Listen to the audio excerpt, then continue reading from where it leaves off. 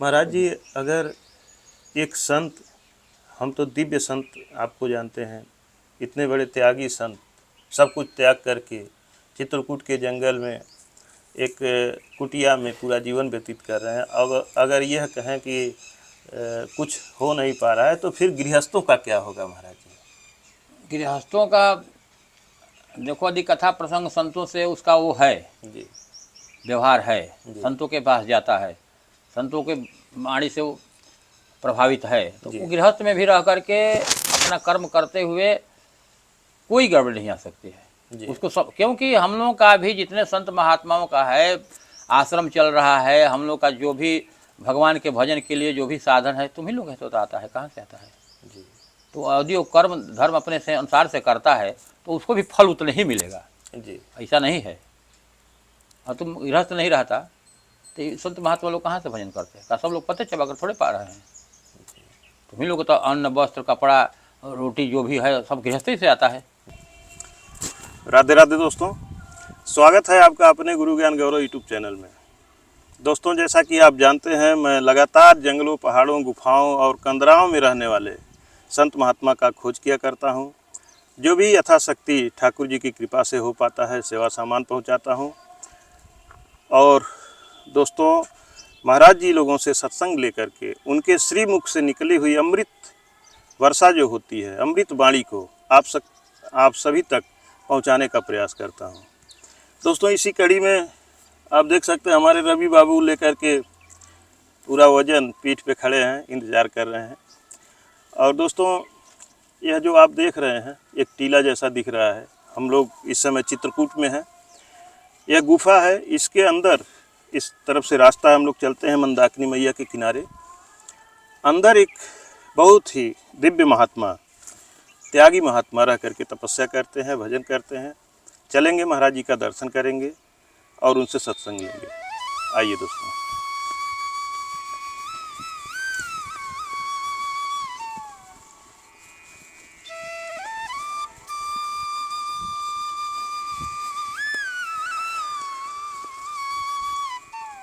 आइए।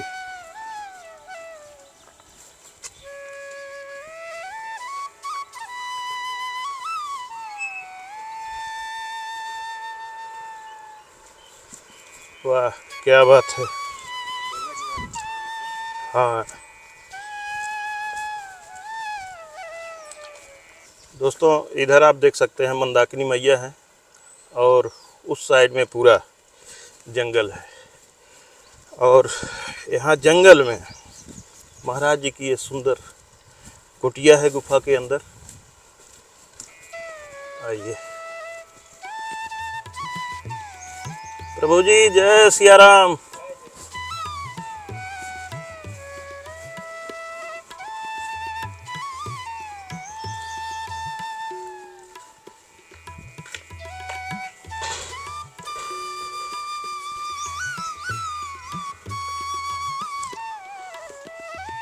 भगवान सादर प्रणाम।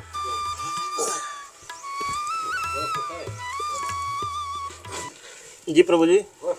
जी जी प्रभु जी, पहले भी आ चुका हूँ आपको। महाराज जी, इसमें सामान है तो इसे इधर रख देते हैं।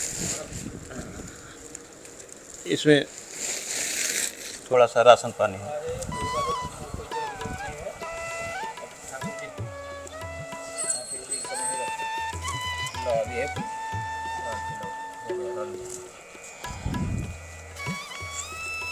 महाराज जी, दोस्तों, जैसा मैंने बताया कि महाराज जी बहुत ही दिव्य महात्मा, एक त्यागी संत। महाराज जी का नाम भी त्यागी महाराज जी के नाम से लोग बुलाते हैं। बाबा भी लिखते हैं। जी महाराज जी। फलहारी भी। जी, त्यागी फलहारी बाबा के नाम से जानते हैं। और महाराज जी का पूरा नाम तो श्री रामाश्रय दास जी महाराज है। क्या महाराज जी? जैसे सही बोल रहा हूँ। और दोस्तों, महाराज जी अपने जीवन का करीब 4-5 साल का समय हिमालय के बर्फीली एरिया में भी बिताया है। महाराज जी जो भी हिमालय का एक दिव्य स्थान जहाँ जहाँ भी है, वहाँ भी महाराज जी रह के तपस्या किए हैं। और लगभग 20-25 वर्षों से इसी स्थान पे रह करके महाराज जी तपस्या 25 वर्ष हो गया। जी प्रभु। महाराज जी, आज के समय में लोग इस संसार में तरह तरह के कुविचारों से भरे हुए हैं, और लोग जब बाद में उसका भोग करते हैं तो कहते हैं कि हे भगवान, हमने तो कोई गलत काम ही नहीं किया, हम क्यों परेशान हो रहे हैं। वही लिखे ना तुलसीदास, काल ही कर्म है ईश्वर ही मिथ्या दोष लगाए, मिथ्या दोष लगाए। जी झूठे जी भगवाने पर दोष लगा देंगे, जी। अपने कर्म पर नहीं ध्यान देंगे, हमने क्या कर्म किया होगा, पहले क्या किए हैं, अब क्या कर रहे हैं। जी जब दुख पड़ता है तो दूसरे पर दोष लगाएंगे, तो उसी को तुलसीदास ने काल ही कर्म है ईश्वर ही मिथ्या दोष लगाए। जी मिथ्या झूठे दोष लगा रहा है दूसरे के ऊपर, जी अपना अपना नहीं देख रहा है। जी। भगवान के ऊपर भी दोष लगा, अरे कहाँ से हमारे जी। ऊपर दुख आ गया, भगवान हम कोई भी नहीं करते हैं। महाराज जी, जैसे कोई संत महात्मा है, अपनी तपस्या में रत हैं, गृहस्थ जीवन में भी बहुत से लोग हैं कि अपने काम में मस्त हैं, व्यस्त हैं, किसी से कोई मतलब नहीं है, फिर भी उन्हें कोई न कोई राक्षस आकर के परेशान करता है। संतों को भी राक्षस परेशान करते हैं। हाँ, ये तो हमेशा से आ रहा है, हमेशा से रहेगा। ये छोड़े आज का छोड़े है, हमेशा से आ रहा है। हमेशा से हो रहा है। इसलिए जब जब हुई धर्म की हानि, जब बहुत धर्म की हानि होती है, तब भगवान को किसी न किसी रूप में फिर आना पड़ता है। जी किसी न किसी रूप में, चाहे अंशा अवतार में आवे, जी। किसी संत के रूप में आवे, किसी तो महापुरुष के रूप में आना पड़ता है। तो महाराज जी, भगवान तो सब देखते हैं, उनको क्यों नहीं दंड देते? भगवान किसी को निमित्त क्यों बनाते हैं? अब ये परंपरा ही ऐसी है भगवान का, ये सब लीला है उनकी। अब लीला नहीं रहेगा तो कैसे ये चलेगा संसार? सृष्टि भी चलना चाहिए ना। जी। सृष्टि चलाने का भी एक ये सब भगवान का रूप है, व्यवस्था है। व्यवस्था है। सृष्टि चलेगी कैसे? जी और का सृष्टि बनाए, फिर बिगाड़े, जी फिर बनाए, ये सृष्टि का परंपरा है। जी। जैसे कहीं कोई अपराध होता है तो पुलिस उसके लिए बैठी है, हाँ पुलिस ही अपना काम करेगी। हाँ, तो इसी तरह से भगवान भी व्यवस्था बनाए हैं। ऐसे व्यवस्था बनाए, कोई ना कोई आएगा तो कोई उसको सजा देगा, कोई कुछ देगा। जी।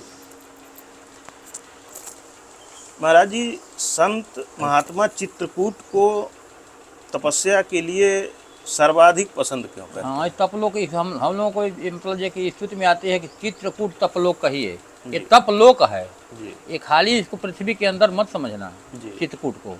जैसे चंद्रलोक, जी सूर्यलोक, उसी तरह से चित्रकूट तपलोक, ये तपलोक है। जी जिसको भी तपस्या करना होगा, आज से नहीं, जब से है पृथ्वी तब से चित्रकूट में ही लोगों ने तपस्या किया है, इसलिए इसका नाम तपलोक है।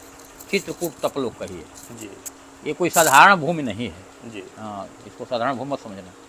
जी। तपलोक इसको हम लोग कहते हैं, जी। हम लोगों की भाषा में तपलोक है। महाराज जी, पंखा बंद गया, धुआं बहुत है। और भाई सबके बस का नहीं है। यहाँ अग्नि धुनी धुआं पानी बाबा की निशानी, जी। धुनी पानी बाबा की निशानी। हम लोग का तो बिना धुनी पानी का नहीं चलेगा। प्रभु जी, ये धुआं हम लोगों के आंख में इतना तेज लग रहा है, आपको कुछ नहीं लग रहा है? हमको ये तो कुछ नहीं है। अभी तो वहाँ जब बैठेंगे, जी जब चारों तरफ से रहेगी अग्नि, जी अब एकाएक जब धुआं चलेगा एकदम बिल्कुल दिखाई नहीं देगा। कभी कभी तो ऐसे धुआं होता है, जी। उसमें बिल्कुल दिखाई नहीं देंगे। पंचाग्नि क्यों तापा जाता है महाराज? ये भी एक तपस्या है, ये भी एक तपस्या है। जी थोड़ा सा हठ योग में आता है, जी ऐसा नहीं है, तपस्या है, लेकिन एक प्रकार का जैसे बालक नहीं हट करता है, जी उसी तरह से भगवान के प्रति हम लोग का एक हठ योगे समझना। जी ये ऐसे नहीं तब देखो हम अग्नि के बीच में बैठ करके तब वो करेंगे, तब तो भगवान कुछ भाई बालक है कोई, जी आपका बालक है, जी। ऐसे नहीं आप कुछ दे रहे हैं तो कुछ हठ जोगे करेगा तो मनाएंगे कुछ, ऐसे जी, चल जी, भाई जी, चल चल जी। हट चल चलो। हाँ। ऐसे भगवान, जैसे लोग जाके सरकार के सामने धरना देते हैं, हाँ वैसे है। उसी तरह से ये हट किया जाता है। हाँ। किसी कामना को मन में धारण करके अनुष्ठान किया जाता है हाँ, कि चलो ऐसे भगवान। नहीं देंगे दर्शन तो ऐसे देंगे, जी। ऐसे नहीं दर्शन देंगे तो ऐसे देंगे, हम अनशन करेंगे तो दर्शन नहीं दे, ऐसे नहीं कहेंगे तो जी तब तो आएंगे, जी। आ जाएंगे। क्या प्रभु इस कलयुग में भी दर्शन होते हैं? हाँ हाँ, ऐसा कैसे? अब उस रूप में जो सोच रहे हैं कि विराट रूप में जैसे अर्जुन को दिखाए उनको दिखाए, वो रूप तो नहीं हो सकता है, जी वो सब तो कठिन काम है।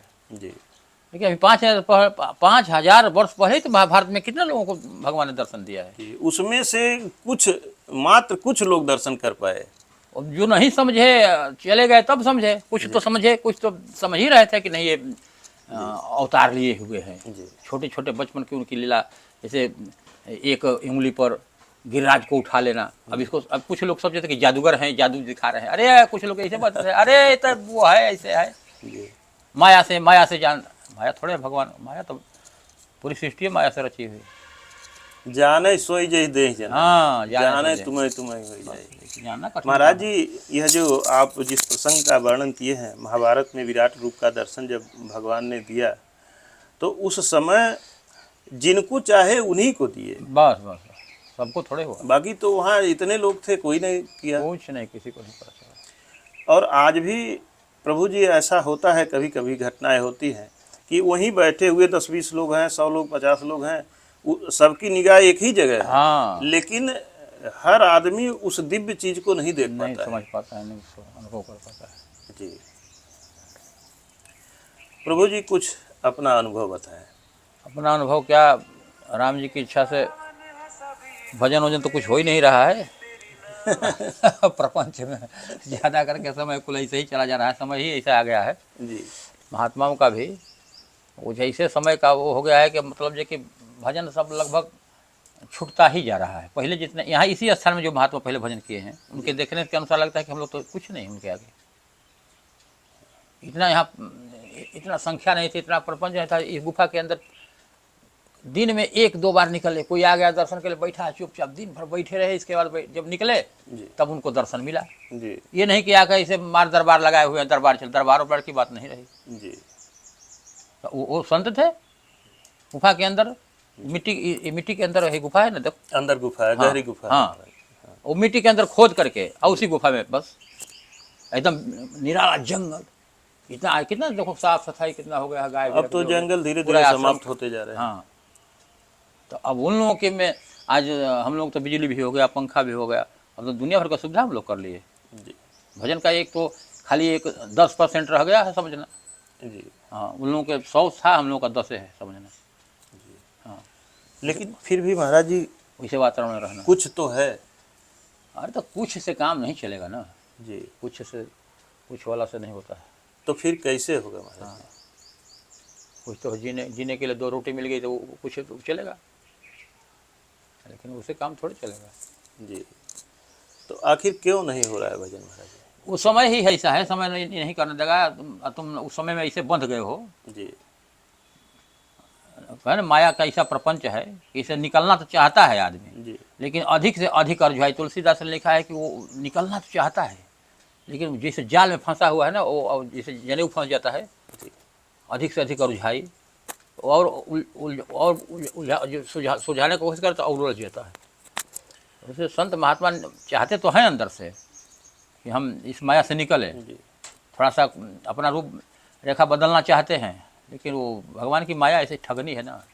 मतलब महाराज जी, हम इसको ये समझें कि यह पीड़ा है अंदर, हाँ कि हम जिस काम के लिए आए हैं वो हो नहीं पा रहा। हाँ, हो नहीं पा रहा है अंदर यह लेकिन फिर भी ये है कि हम लोग का ये रामानंदी मार्ग में हम लोग का ये है कि ऐसा भगवान का अवतारे ही थे रामानंद जी, जी ऐसा रूप बना करके इसका एक व्यवस्था बना के गए हैं कि शुरू से जो संत बन गया जी इस व्यवस्था में आ गया, जी वो समझो कि बुढ़ापा जाते जाते अब उसका सारा चिंतन भगवान में ही है। जी सुबह से लेके शाम तक दूसरा कोई प्रपंच नहीं है। जी ऐसा इसमें हम लोगों का व्यवस्था दिया गया है। वो सुबह से यदि वो एक लाइन से लगा रहेगा, खाली ठाकुर जी ठाकुर जी ठाकुर जी ठाकुर जी इसी में लगा रहता है। जी इसलिए हम लोग का व्यवस्था एक प्रकार से भक्ति मार्ग है। भक्ति मार्ग से उसका कल्याण होना है। नहीं ध्यान लगा रहा है, नहीं ना वो 10 घंटा बैठ रहा है, मत करो, लेकिन लगा है ठाकुर जी की सेवा लगा है में उसी में। सुबह से लेकर शाम तक। और ठाकुर जी को भक्ति ही सबसे अधिक प्रिय है। हाँ, इसलिए हम लोगों का कोई भी साधु का अंत तक उसको भगवान में चित्त लग ही जाता है जी और उसकी गति बिगड़ती नहीं है, जी निश्चित है, लेकिन लगे रहना पड़ेगा। ये है हम लोगों में। महाराज जी, अगर एक संत, हम तो दिव्य संत आपको जानते हैं, इतने बड़े त्यागी संत, सब कुछ त्याग करके चित्रकूट के जंगल में एक कुटिया में पूरा जीवन व्यतीत कर रहे हैं, अगर यह कहें कि कुछ हो नहीं पा रहा है, तो फिर गृहस्थों का क्या होगा महाराज जी? गृहस्थों का देखो, यदि कथा प्रसंग संतों से उसका वो है, जी व्यवहार है, संतों के पास जाता है, संतों के वाणी से वो प्रभावित है, तो वो गृहस्थ में भी रह करके अपना कर्म करते हुए कोई गड़बड़ नहीं आ सकती है उसको सब। क्योंकि हम लोगों का भी जितने संत महात्माओं का है आश्रम चल रहा है, हम लोग का जो भी भगवान के भजन के लिए जो भी साधन है तुम ही लोग से तो आता है, कहाँ से आता है जी। तो यदि वो कर्म धर्म अपने से अनुसार से करता है तो उसको भी फल उतने ही मिलेगा जी, ऐसा नहीं है। और तुम गृहस्थ नहीं रहता तो संत महात्मा लोग कहाँ से भजन करते हैं, सब लोग पते चबा कर थोड़े पा रहे हैं।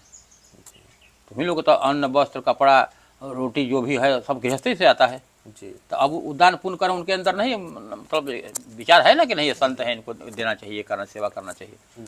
तो सबसे सेवक धर्म कठोरा, सबसे बड़ा धर्म ही सेवक का है। यदि तुम सेवा तन मन धन से खूब कर रहे हो, संतों की कर रहे हो, तो संत से तुम बड़े हो गए जी। अभी हम ही लोग में जो खूब संतों की सेवा करते हैं, देखो प्रयागराज में जाकर देखो कितना संतों की सेवा लोग एक से एक करते हैं। अब उनकी भी एक संत के बराबर महिमा है।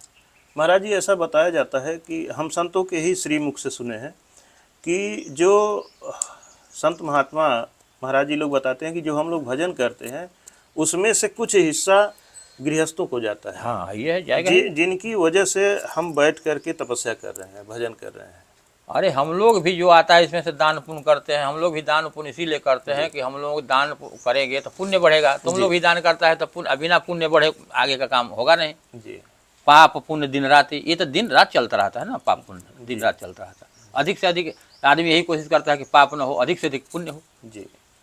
तो इसमें सब लोग लगे हैं और जो लगा है वही समझो कि सफल है जी। जो डर रहा है पाप न हो, अधिक से अधिक पुण्य हो जी। गंगा में नहाता है, जानता है कि नहीं गंगा जी में नहाएंगे तो पाप कटेगा, पुण्य बढ़ेगा जी। तो ऐसे है उसका चिंतन चल रहा है, यही बहुत अच्छी बात है। हमसे महाराज जी एक बार उत्तराखंड में एक युवा संत मिले थे। ऐसे हम लोग बैठ के बात कर रहे थे, उस समय हम कोई वीडियो वगैरह नहीं बनाते थे। तो उन्होंने कहा कि हम जब शुरू में गए संत बने, एक आश्रम में रहने लगे, तो वहाँ हमारी ड्यूटी लगाई गई कि फूल पत्ती गुड़ाई करो और साफ़ सफाई करो, बर्तन माजो, बर्तन धो, तो ये सब चीज़ें वहाँ पे हमको लगाया गया। तो बोले कि कुछ दिन करने के बाद हमारे मन में बड़ी कुंठा उत्पन्न हुई। अच्छा। कि क्या हम यही सब करने आए हैं? अगर यही करना था तो हम अपने घर क्यों नहीं किए? तो बोले कि हम परेशान होते थे। तो एक दिन किसी संत से हमने चर्चा किया कि महाराज जी क्या हम यही करने आए हैं? अगर यही करना था तो हम अपने घर में खेती किसानी करते। तो वो महाराज जी समझाए, बोले देखो यह आश्रम है, आश्रम में सबका काम बटा हुआ है। जैसे एक महात्मा बैठ के भजन, ठाकुर जी का है, ठाकुर अपना माना ही नहीं जाता है, ठाकुर जी का आश्रम है, इसलिए ठाकुर जी की सेवा बांट दी जाती है कि सब सेवा सब लोग करें। तो महाराज जी उन्होंने बड़ा सुंदर समझाया, हमको वो बाणी भूलती नहीं है। उन्होंने कहा कि महाराज जी ने कहा कि देखो एक महात्मा बैठ के भजन कर रहा है, एक महात्मा खाना बना रहा है, एक महात्मा पूजा और सेवा कर रहा है, पूजा पाठ जाग ठाकुर जी कर रहा है, एक महात्मा साफ सफाई झाड़ू लगा रहा है। और वह काम के चक्कर में ठाकुर जी की भजन नहीं कर पा रहा है। हालांकि काम करते करते भी भजन हो जाती है, लेकिन जो महात्मा बैठ करके सिर्फ माला जाप कर रहे हैं, भगवान का भजन कर रहे हैं, तो उन्हें खाना कौन पहुंचा रहा है? तो खाना जो बना रहे हैं उनको खिला रहे हैं, वो उनका सहयोग कर रहे हैं। जो साफ सफाई हो रही है वो उनका सहयोग, तो सारे लोग मिलके उनका सहयोग कर रहे हैं। तो उनकी भजन से इन सबको भी मिल रहा है। तो बड़ा सुंदर वो ये नहीं है कि जो कथा जैसे हम कथा बैठकर सुन रहे हैं, अरे कथा में बैठकर हम सुन रहे हैं, लेकिन कथा वाचक को और कथा सुनने वाले को जो रसोई बना रहा है जी, क्या उसको फल नहीं मिलेगा? बिल्कुल मिलेगा। तो वो ऐसे ही है। अब ये नहीं कि हम वो कथा नहीं सुना तो उसको फल नहीं मिलेगा। सारे कथा सुनने वाले को, कथा वाचक को जो भोजन करा रहा है जी, उसको सब मिल रहा है, बैठे बैठे मिल रहा है जी। इतनी बड़ी बड़ी कथा होती है जी, भगत ही कराते हैं जी, 10-10, 20-20 लाख रुपया दे देकर कराते हैं जी, तो उनको मिल नहीं रहा है। बिल्कुल मिल रहा है, बिना सुने भी उनको फल मिल रहा है जी। सुन के बैठ कर सुने तब क्या कहना? बिल्कुल बिल्कुल महाराज जी। बहुत से लोग हैं कि सेवाएं विदेश में बैठे हैं, कहीं भी बैठे हैं, किसी महात्मा जी को सेवा पहुंचा देते हैं, और वहाँ पे कहते हैं कि हमारा नाम भी नहीं होना चाहिए। संतों की सेवा जो जान गया वो पीछे कभी नहीं हटेगा। महाराज जी लोग वहाँ जो भजन साधना करते हैं, जो अन्न ग्रहण कर रहे हैं या जो भी कर रहे हैं, तो उसका सीधा लाभ उनको जाता है। सीधे सीधे संत सेवा सब लोग जानते नहीं।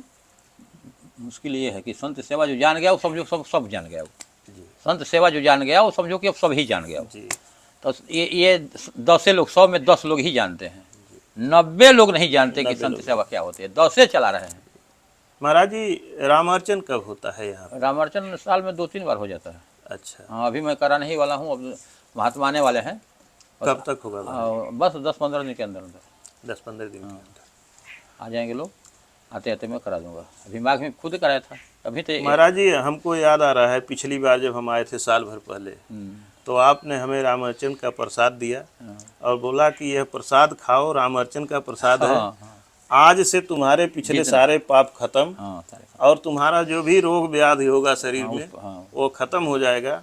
अब आज के बाद तुम कभी बीमार नहीं पड़ोगे। रामार्चन कथा सुनने से, जी रामार्चन का प्रसाद पाने से, उस कथा में ही आती है जी कि किसी ने ऐसे ही बहुत भारी पापी आकर कथा सुन लिया, जी पीछे से बैठ कर कहीं कथा भी सुन लिया, प्रसाद भी पा लिया, जी अचानक उसकी जंगल में किसी पशु ने उसको मार दिया, उसकी अचानक की मौत हो गई। जी तो अब उसको ये नहीं है कि अब उसका मतलब ये कि वो पापी है, ऐसा है, ऐसा है। उसको भगवान के दूत आए वहाँ उसकी रक्षा किए कि नहीं नहीं, अभी तो ये भगवान की कथा सुन के आया, अभी तो भगवान का ये प्रसाद पाया है, जी इसके सारे पाप तो समाप्त हो गए, जी अब ये नरक में जाने का नहीं अधिकारी रह गया। जी इसलिए रामार्चन का भी इसने प्रसाद पाया है और रामार्चन की कथा सुना है, जी तत्काल उसके सारे पाप उसी समय खत्म हो गए और उसी समय उसकी मृत्यु हो गई। जी। तो वो तो भगवान के धाम अब जाएगा। मृत्यु तो समय पे होनी ही होनी है। हाँ, जो माध्यम जो कारण भगवान जी मना करके प्रभु जी भेजे हैं कि इस कारण ही तुम्हारी मृत्यु होगी, तो वो तो होगा ही। होगा ही। तो ऐसे है, उस कथा का प्रसाद का तो महात्म है ही है। जी अब हाँ, आगे वो भी और जिंदा रहता तो पाप होता उससे, तो हो सकता है कटे लेकिन नहीं, अब वो प्रसाद पाया, कथा सुना, तो सारा उसका समाप्त हो गया और उसी समय उसकी मौत आ गई। तो अब वो तब उसका तो बन गया, जी उसका तो बन गया। तो ये संजोग की बात होती है। जी जैसे काशी में कहते हैं कि जो काशी में शरीर छोड़ता है, जी अब सबका संजोग नहीं ना कि काशी में जाकर शरीर छोड़ दे। नहीं अब तो उसी को छोड़ना है शरीर में जिसका कि मुक्ति होना है, जी। वही काशी में पहुंचेगा। लेकिन महाराज जी एक सवाल उठता है कि काशी में मान लीजिए जो लोग रह रहे हैं, हाँ। काशी में भी पुण्यात्मा है, पापात्मा दोनों है। दोनों हर बहुत से जगह। लोग हैं वहाँ भी अरे हत्या कर रहे हैं, हाँ, बलि हाँ, चढ़ा रहे हैं, हाँ, या किसी का मर्डर कर दे रहे हैं। कर दो। तो वह पापी आदमी जब काशी में मरेगा तो क्या उसको पाप मुक्त भगवान करेंगे? अब तो मुक्ति की तो है ही है नगरी, वो तो मुक्ति का भगवान जो भी जीव जंतु वहाँ मरता है उसको मुक्ति तो देते ही हैं। उसका प्रारब्ध है कि वो जाएगा वहीं, जी उसका पहले से प्रारब्ध बनता है कि इतना पाप करेगा, इसे करेगा, इसे करेगा, अंत में काशी किसी तरह से पहुंच जाएगा, जी बस उतने से इसका काम बन जाएगा, जी। काम खत्म। मतलब कुल मिला जुला के वो जो पाप कर रहा है वो भी अपना प्रारब्ध आकर के हाँ पूरा कर रहा है। हाँ। अब हम लोग तो चाहते हैं भी, हम लोग जानते हैं ज्ञान है, तुमको भी है, जी लेकिन काशी का सेवन नहीं कर पा रहे हैं।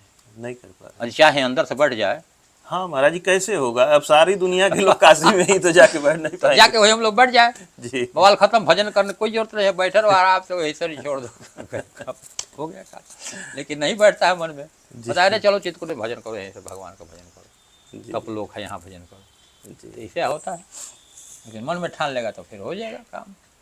महाराज जी क्या ऐसा भी होता है कि कुछ ऐसे सिद्ध संत, दिव्य संत होते हैं जो अदृश्य रूप में भी विचरण करते हैं? हाँ, अभी अभी यही स्थान ऐसा है जहाँ के वो संत मतलब जी कि हैं, वो जी यहाँ की लीला सब देखते रहते हैं। जी उनका प्रभाव ऐसा है कि भाई यहाँ इसीलिए प्रपंच नहीं होने देते, वो बहुत सिद्ध महात्मा थे, सिद्ध हैं वो।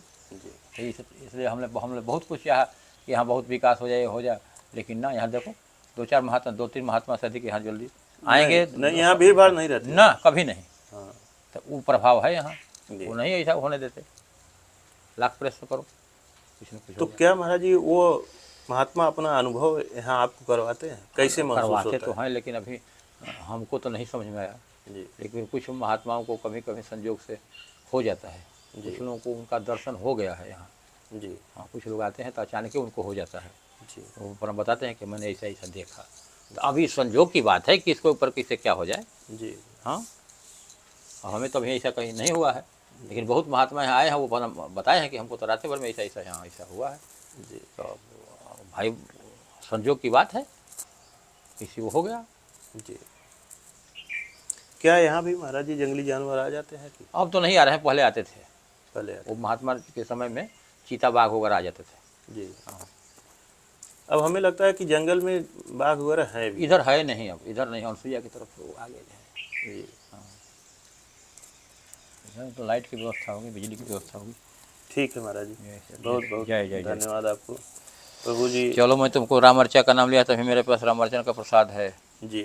फिर मिल जाएगा तुमको। नहीं नाम लिया होता तो नहीं मिलता। हम खुदे भूले हुए हैं, प्रसाद रखे हैं जी जी लेकिन जब नाम लिए हो तो याद आ गया कि रखे हैं, जी इसीलिए प्रभु रखे जी। रहते हैं। जी। रखने का कारण भी है कि अपने भगत होते हैं, कुछ भगत जो जानते हैं वो आएंगे तो कहा महाराज राम अर्चन प्रसाद।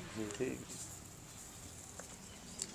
देखो ये हम लोग अपने हाथ से, महात्मा अपने ही हम लोग हाथ से, अपने ही, दूसरे दुकान की नहीं है ये, जी जी अपने जी, हाथ जी, से हम लोग बनाते हैं।